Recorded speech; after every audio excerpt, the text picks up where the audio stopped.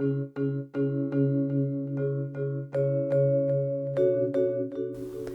CV is the most important document when applying for a new job. It doesn't matter how long it's taken you to write it or how pretty it is. The employer will take 5 seconds to form an opinion, so the first impressions really do count. You have to show that you have the necessary competencies and skills to match the job in question. There are a few simple rules to produce an accurate, concise and well-presented CV. Write the CV yourself. The CV has to represent you and the language you use. You will be expected to talk about your CV in the interview, and employers will pick up if your CV has been written by someone else. The best way to start your CV will be with your contact details.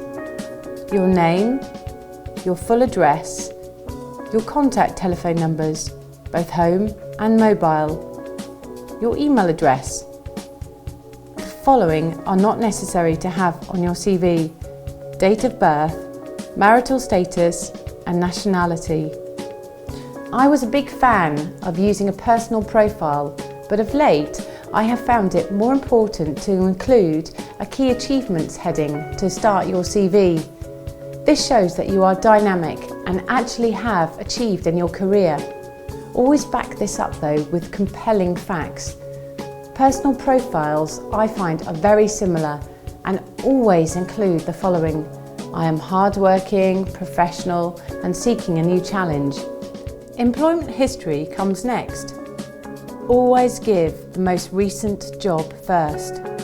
Include the dates that you have worked, the company name and the location of where you worked, the title of your most recent position, and then the description of your duties and responsibilities. Be concise and clear. And then the previous job next with the similar information as above. After this, you will need to include your education, again with the most recent first.